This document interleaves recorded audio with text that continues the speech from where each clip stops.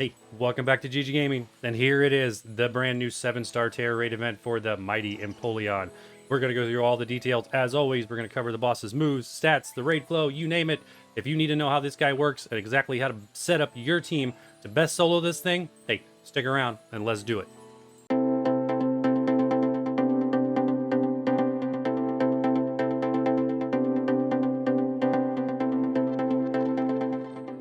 So the first things first, when we jump into Empoleon, is obviously to discuss the Tera type, because that ultimately frames up exactly what we have to work with.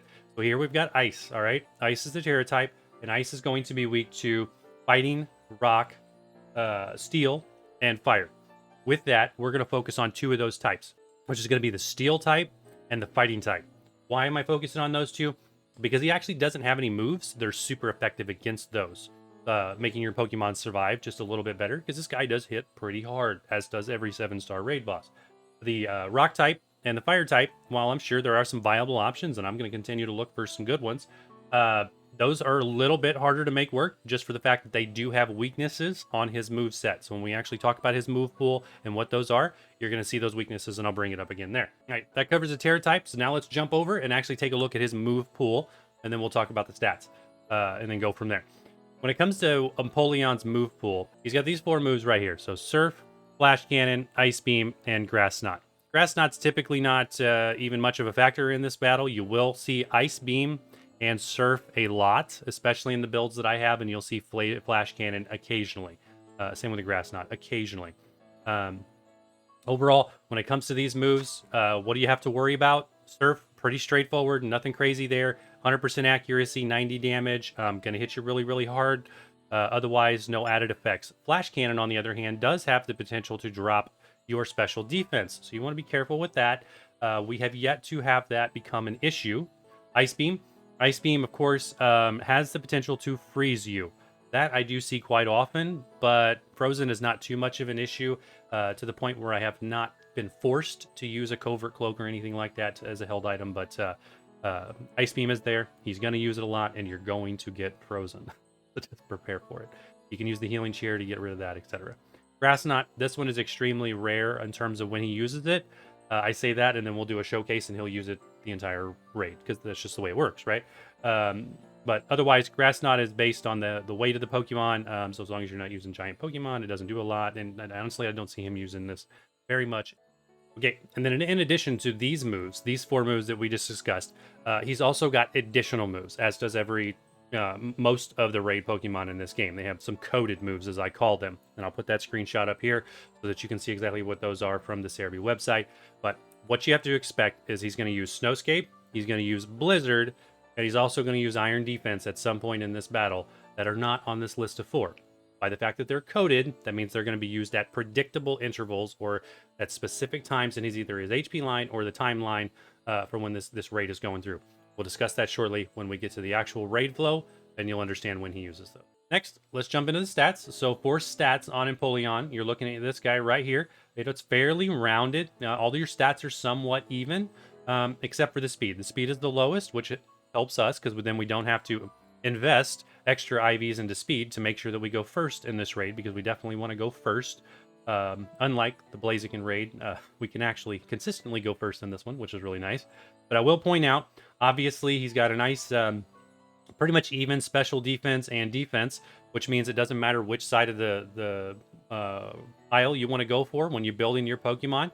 You can attack him with either one. It's going to be pretty much equally as effective. I'm going to point out the fact that he is also special attack driven. He's going to hit you with special attack and all special attack moves. All 4 of these guys over here, all 4 of those moves we just talked about are special attack.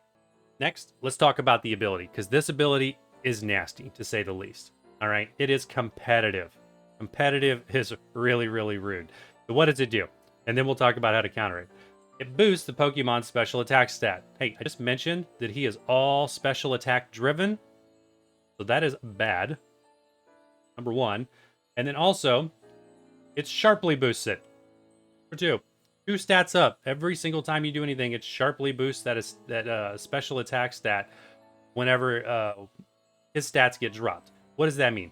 Well, that means that our NPC Pokemon, such as the 3 that have Intimidate, which are Arcanine, Staraptor, and Tauros, all are incredibly bad for this raid. I mean, I'm talking like game-changingly bad in this raid, because the moment they come in, they hit him with Intimidate, his stat goes up 2 more points on the special attack side.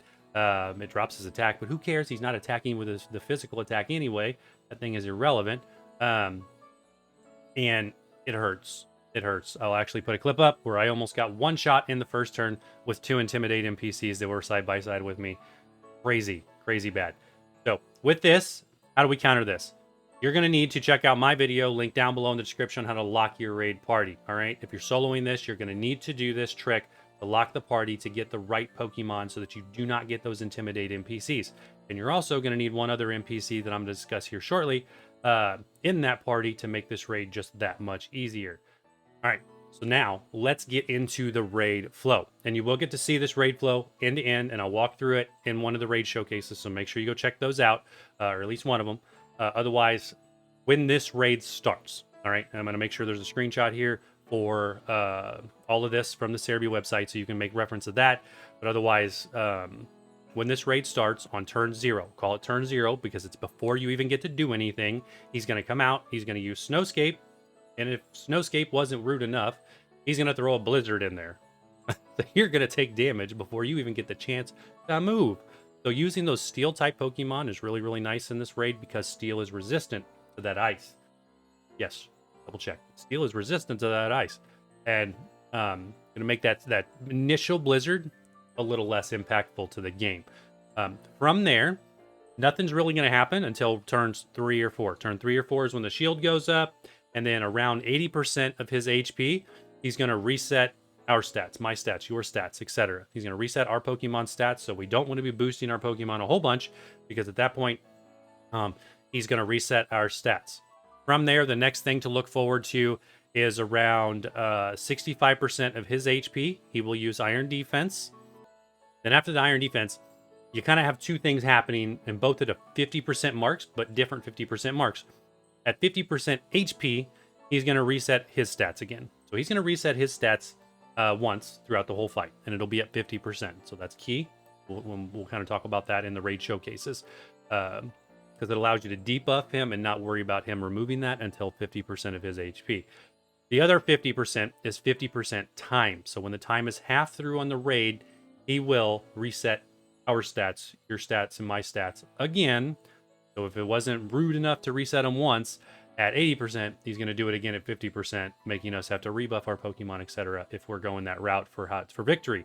So that is the flow. That is what to expect. Again, make sure you check out a raid showcase to see that all happen in real time. Okay, next, let's talk about both the Pokemon that we're going to show you in the raid showcases, as well as the ideal team to make this thing soloable. Okay, so first and foremost, let's go through the raid showcase Pokemon. We are going to use Tinkaton. We're going to use Gallade. Okay, awesome, as well as Mewtwo and Bronzong. All of these guys work really, really well. I will go through these in depth and show you exactly how to build these and what the movesets are, although you can see the movesets here quickly if you just wanted to copy this. But I encourage you to go check out one of their showcases so that you can see these guys in action, exactly how to play them in the fight to make it an easy win. As for your NPC team, so this is the 3 NPCs that are going along with you, in which you're going to use that video down below on how to lock this party up so that you can predict and get these things every single time for easy soloing. All right, you're going to need, and I think this is almost a requirement, almost, it's not guaranteed, but I'm going to say almost because it makes it so much harder and a lot more RNG factor without him. That is Bellabolt. You are going to need this guy. Bellabolt is the game changer NPC for this fight. And why is that? That is because of light screen. Okay? Light screen single-handedly changes the way this fight works. Bellabolt now puts up light screen since a couple updates ago, if you didn't know that, and light screen halves the damage from special attacks from the opponent to you. Amazing. He's all special attack. Empoleon is 100% special. Bellabolt by himself changes this fight. Get Bellabolt in your party. I'm going to show you Bellabolt in all the raid showcases. After that, you're going to use one of these 2 as your healer. All right, Abrolivia or Gardevoir. They both have great healing potential in the fight. Abrolivia, of course, puts up grassy terrain. Gardevoir puts up Life Dew, uses Life Dew since the same update that Bellabolt got Light Screen, Gardevoir got Life Dew. Super, super handy, helps you out. I will not be using either one of these in the raid showcases because one, I couldn't get the party to actually play nice and lock that way. And once I finally did get a Bellabolt, I was tired of resetting. We're just going to go Bellabolt. Just to show you that you don't have to have a healer. But if you get lucky enough to get Bellabolt and one of these two, do it. Yes, they are awesome. Let's get to the showcases. And hey, if this was helpful, as always, hit that like, hit that subscribe button, and we'll see you in the showcases.